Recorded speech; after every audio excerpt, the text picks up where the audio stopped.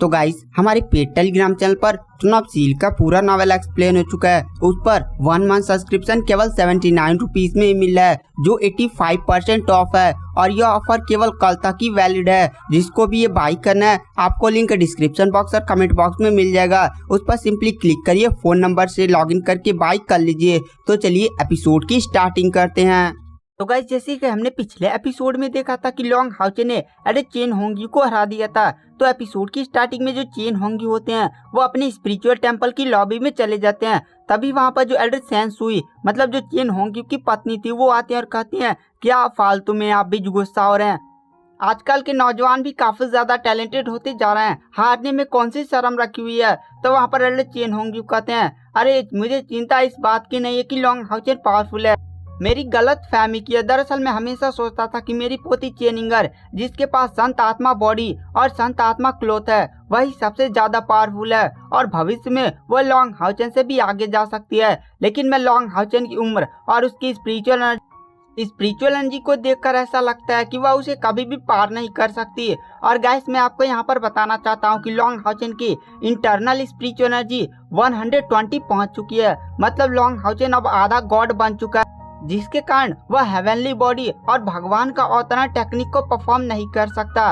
Long हाउचन इस समय प्रकाश की देवी के लगभग आसपास पहुंच चुका, मतलब आधा तक पहुंच चुका है। लॉन्ग हाउचन का स्टेटस इस समय आधा गॉड की तरह है। उसके बाद टूर्नामेंट आगे बढ़ता है और बहुत सारे फाइट्स लड़े जाते हैं और इसमें जो लॉन्ग हाउचन की टीम में जो झांग फांग था उसका भी फाइट एल्डर ली के साथ हो गया था।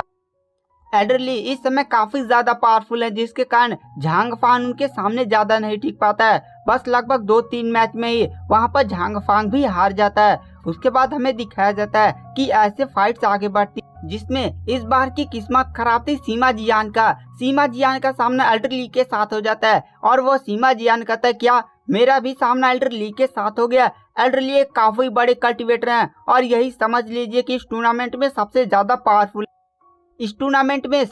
पावरफुल यांग होंग्यू थे। लेकिन जब उन्होंने लॉन्ग हाउचन के साथ फाइट किया तो यांग होंग्यू ने अपना हार मान लिया, जिसके कारण वह टूर्नामेंट से निकल गए हैं। अब वह फाइट नहीं लड़ सकते। तो इस समय सबसे ज्यादा पावरफुल एल्डर ली है। उसके बाद हमें दिखाया जाता है जो सीमा जियान होता है वो एल्डर ली के साथ अरीना में पहुंचता है। वहां पर एल्डर ली और सीमा जियान के बीच में बैटल होती है, जिसमें सीमा जियान एल्डर ली से हार जाता है।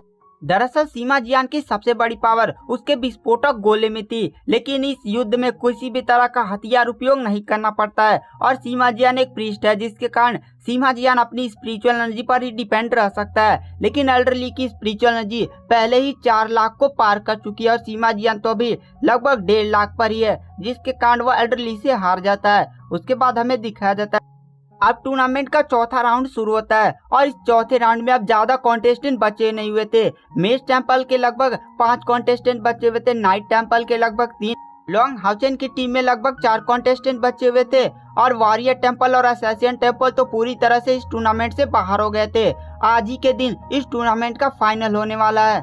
टेंपल ऑफ अलायंस है वह चाहता है कि टूर्नामेंट जल्द से जल्द खत्म हो, क्योंकि इस 6 मंदिरों की महान सभा में सबसे बड़े पावरफुल कल्टिवेटर यहीं पर इकट्ठा हुए हैं। अगर डेमंस को पता चल गया अगर उन्होंने किसी टेंपल पर अटैक कर दिया तो वहां पर पावरफुल कल्टिवेटर नहीं है, जिसके कारण उन लोग का टेंपल बहुत ही ज्यादा मुसीबत में पड़ सकता है। इसीलिए फाइनल राउंड को आज ही कराना टेंपल ऑफ अलायंस की मजबूरी है। उसके बाद हमें दिखाया जाता है जो प्रकाश की रोशनी होती है वो आकर सीधे कायर पर रुकती है और कायर का अपोनेंट मेज टेंपल का एक मैजिशियन होता है और वो मैजिशियन बहुत ही ज्यादा अजीब था।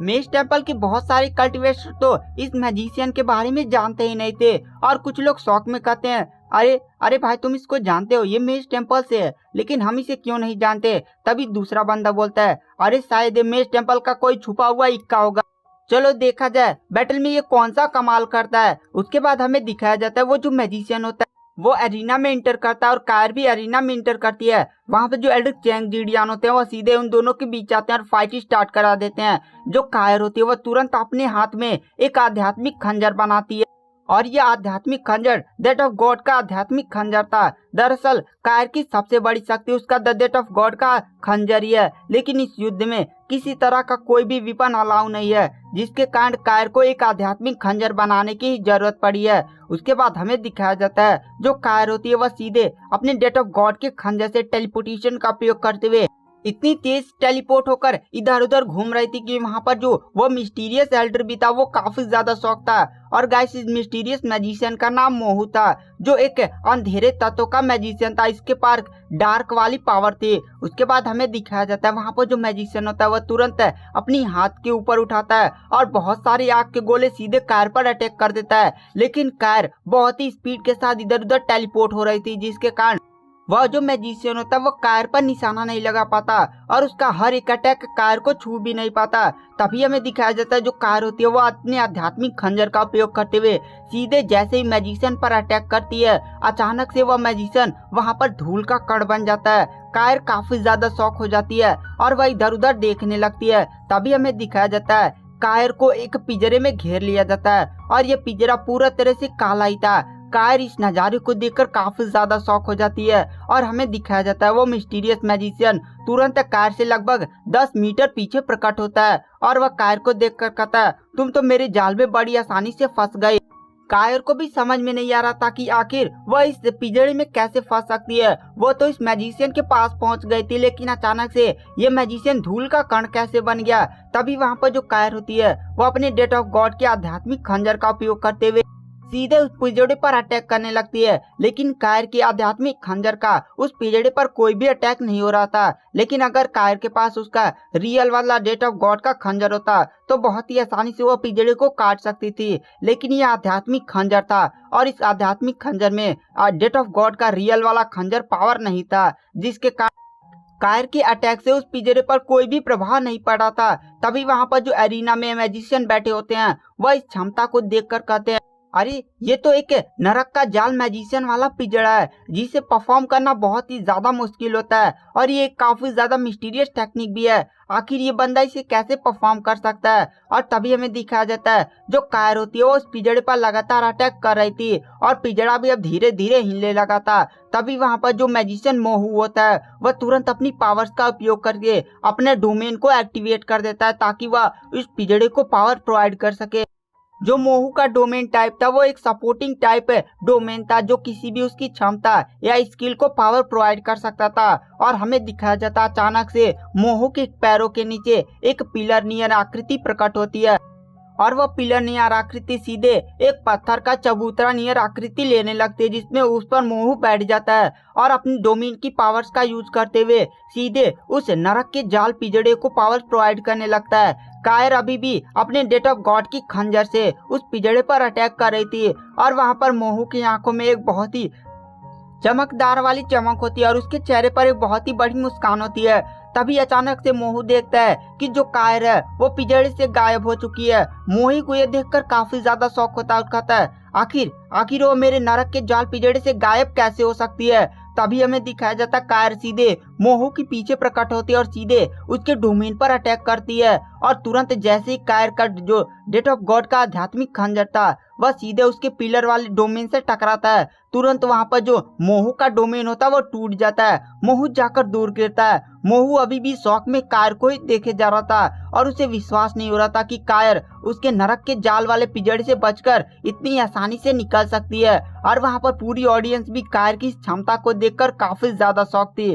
तभी वहां पर जो मोहू होता है वह कहता तुमने मेरा डोमेन खत्म कर दिया, तो क्या तुम सोच रहे हो कि तुम मुझे बहुत ही आसानी से हरा सकते हो। मेरे पास तुरुप का इक्का अभी बात किया है। और तुरंत वो अपनी पावर्स का यूज करते हुए एक अजीब सा समनिंग करने लगता है। लोग काफी ज्यादा शॉक हो जाते हैं और कहते हैं ये तो एक मैजिशियन है, लेकिन ये समनिंग कैसे परफॉर्म कर सकता है। तभी हमें दिखाया जाता है मोहू के सामने एक काली आकृति प्रकट होती है और वह काली आकृति अपने हाथ में एक तलवार और एक शील्ड लिए खड़ी थी। लोग काफी ज्यादा शौक हो जाते हैं और कहते हैं आखिर यह किस प्रकार का व्यक्ति है। और तभी हमें दिखाया जाता है वो काली आकृति एकदम बहुत ही ज्यादा भयानक था। उसने अपने चेहरे पर एक अजीब सा हेलमेट पहना हुआ था। उसके बाद जो कायर होती है वह तुरंत डेट ऑफ गॉड के आध्यात्मिक खंजर का उपयोग करते हुए सीधे उस डार्क नाइट पर अटैक करती है। और गाइस इस काली आकृति का नाम डार्क सोरिंग था। तभी वो जो डार्क सोरिंग होता है वह तुरंत अपनी शील्ड का उपयोग करते हुए कायर के द डेट ऑफ गॉड के खंजर को रोकता है। तुरंत अपनी स्वॉर्ड का उपयोग करते हुए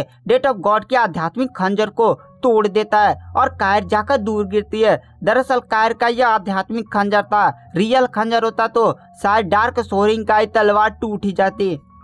और तभी हमें दिखाया जाता है डार्क सोरिंग तुरंत कायर पर अटैक करने लगता है। डार्क सोरिंग की लगभग स्पिरिचुअल एनर्जी 3 लाख से भी बेसी थी, जिसके कारण वह कायर पर भारी पड़ने लगता है। कायर और उस डार्क सोरिंग में एक काफी ज्यादा आइकॉनिक लेवल की बैटल चलती है और वह बैटल लगभग 5 मिनट तक चलती है, जिसमें कायर अभी भी डार्क सोरिंग से लड़ रही थी। डार्क सोरिंग आकृति कायर को देखते हुए बोलता है, बहुत ही बढ़िया, लेकिन अब तुम्हें हारना होगा, मुझे ज्यादा लड़ना वड़ना पसंद नहीं है। तुरंत वो अपने डोमेन का उपयोग करने लगता है। पूरी ऑडियंस भी काफी ज्यादा शॉक थी, क्योंकि एक बंदा जो समन किया गया है उसके पास भी एक डोमेन है और उसके पास मोहू के पास भी एक डोमेन है। मतलब अगर ये दोनों साथ लड़ते हैं तो दो डोमेन के साथ फाइट होगा। कायर भी उसकी डोमेन को देखकर काफी ज्यादा शॉक थी और तभी हमें दिखाया जाता है डार्क सोरिंग का डोमेन धीरे धीरे कायर की तरफ बढ़ने लगता है और जैसे ही वह कायर की बॉडी से टकराता है तुरंत डार्क सोरिंग एकदम बहुत ही ज्यादा डर जाता है और वह एकदम कांपने लगता है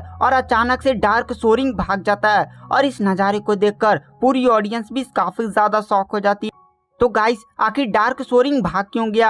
आखिर उसने कायर के अंदर क्या देखा कि तुरंत अपनी जान बचाकर ही भाग गया? इन सारे सवालों के जवाब जानने के लिए आपको नेक्स्ट एपिसोड का वेट करना पड़ेगा। तो चलिए बिना किसी देरी के आज की वीडियो की एक्सप्लेनेशन को यहीं पर एंड कर देते हैं। Thank you, bye bye.